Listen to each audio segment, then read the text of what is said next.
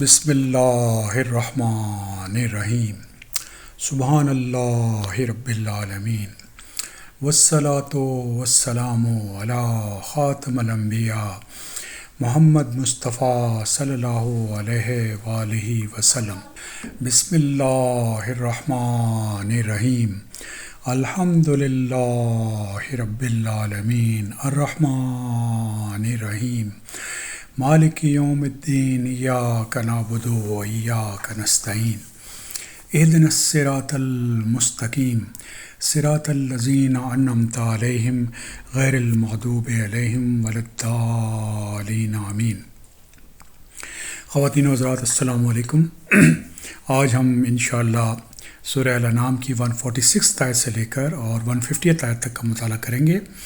اس سے پہلے سورہ الانعام میں اللہ تعالیٰ نے ان چیزوں کی وضاحت کی جو مشرکین مکہ نے اپنے دین میں شامل کر لی تھیں اور جن کا احکامات اللہ تعالیٰ نے نہیں دیے تھے، نہ ہی اللہ کے کسی رسول نے دیے تھے، اور نبی کریم صلی اللہ علیہ وسلم نے قرآن کی روشنی میں ان پر وضاحت کی جو بدعتیں انہوں نے اپنے دین میں نکال لی تھیں۔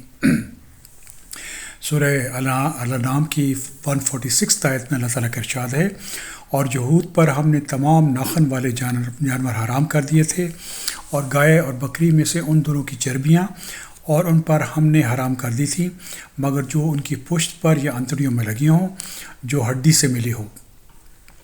ان کی شرارت کے سبب ہم نے ان کو یہ سزا دی، اور ہم یقیناً سچے ہیں۔ تو خواتین و حضرات، جو یہود تھے وہ اللہ تعالیٰ کی احکامات کی نافرمانی کرتے تھے، اور اسی لیے رب العالمین نے سزا کے طور پہ ان پر چربی جو جانوروں کی تھی وہ حرام کر دی تھی۔ سورہ الانعام 147 آیت۔ پھر اگر یہ لوگ آپ کو کاذب کہیں تو آپ فرما دیجئے کہ کیا تمہارا رب بڑی وسیع رحمت والے ہیں، اور ان کا عذاب مجرم قوموں سے نہ ٹلے گا۔ تو خواتین حضرات، اللہ رب العالمین نے یہ دونوں چیزیں ہمیں بتائی ہیں کہ رب العالمین بہت رحمت والے ہیں، ان کی رحمت بہت وسیع ہے، اور اسی طریقے سے جو مجرم قوم ہے اس کو بھی ذہن میں رکھنا چاہیے کہ اس کو اللہ رب العالمین کی طرف سے سخت سزا ملے گی۔ سورہ الانعام 148 آیت۔ اور مشرکین یوں کہیں گے کہ اگر اللہ تعالیٰ کو منظور ہوتا تو نہ ہم شرک کرتے اور نہ ہمارے باپ دادا، اور نہ ہم کسی چیز کو حرام کہہ سکتے تھے۔ اس طرح جو لوگ ان سے پہلے ہو چکے ہیں انہوں نے بھی تکذیب کی تھی، یہاں تک کہ انہوں نے ہمارے عذاب کا مزہ چکھا۔ اور آپ کہیے کہ کیا تمہارے پاس کوئی دلیل ہے تو اس کو ہمارے روبرو ظاہر کرو، تم لوگ محض خیالی باتوں پر چلنے والے ہو، تم بالکل اٹکل سے باتیں کرتے ہو۔ تو خواتین حضرات، جو دین کا علم ہے وہ کنجیکچر پہ بیسڈ نہیں ہوتا، لیکن وہ علم پر بیسڈ ہوتا ہے، اور یہی چیز اللہ رب العالمین نے جہاں پہ ارشاد فرمائی ہے کہ کیا مشرکین جو تھے اور ان کے آباء و اجداد جو تھے وہ کسی علم کے تحت فیصلے کرتے تھے؟ تو اگر ایسا ہے تو ان کو وہ علم سامنے لانا چاہیے، لیکن یہ لوگ کنجیکچر کو فالو کرتے تھے۔ سورہ الانعام 149 آیت۔ آپ کہہ دیجئے کہ بس پوری حجت اللہ تعالیٰ کے لیے ہے، پھر اگر وہ چاہتے ہیں تو تم سب کو راہ راست پر لے آتے۔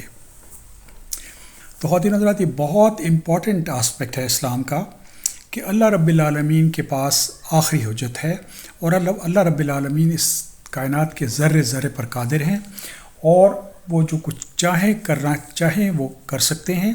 اگر اللہ رب العالمین یہ چاہتے کہ سب لوگوں کو ہدایت ہو جائے تو یقیناً اللہ رب العالمین ہر چیز پر قادر ہیں، لیکن اللہ رب العالمین نے انسانوں اور جنوں کو فری ول عطا کی ہے، اور اس لیے ان میں سے جو سلیم القلب لوگ ہوتے ہیں وہ جب ان کو ہدایت پہنچتی ہے تو وہ اللہ تعالیٰ کے سامنے رجوع کر لیتے ہیں، اللہ اپنا چہرہ رب العالمین کی طرف پھیر لیتے ہیں۔ ایسے لوگوں کو اللہ رب العالمین ہدایت عطا فرما دیتے ہیں۔ لیکن جو جان بوجھ کر گمراہی کو اختیار کرتا ہے اور اس پہ حق واضح ہو جائے اور وہ پھر بھی گمراہی کو اختیار کرے، تو اللہ رب العالمین الغنی الحمید ہیں، اور انہیں کسی کی کوئی پرواہ نہیں ہے کہ کون ایمان لاتا ہے یا نہیں لاتا۔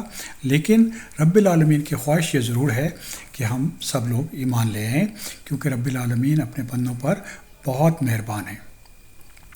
سورہ الانعام 150 آیت۔ آپ کہہ دیجئے اپنے گواہوں کو لاؤ جو اس بات پر شہادت دیں کہ اللہ تعالیٰ نے ان چیزوں کو حرام کر دیا ہے، پھر اگر وہ گواہی دے دیں تو آپ اس کی شہادت نہ دیجئے، اور ایسے لوگوں کو باطل خیالات کو اتباع مت کیجئے اور ہماری آیتوں کی تکذیب کرتے ہیں، اور جو آخرت پر ایمان نہیں رکھتے وہ اپنے رب کے برابر دوسروں کو ٹھہراتے ہیں۔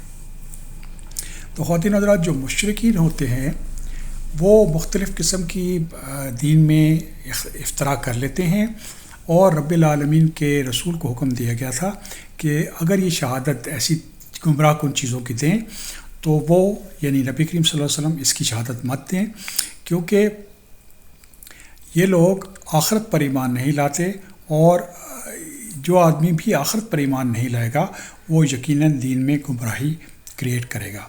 اللہ رب العالمین سے دعا ہے کہ ہمیں سیدھا راستہ عطا فرمائے اور ہم پر رحم فرمائے۔ الحمدللہ رب العالمین۔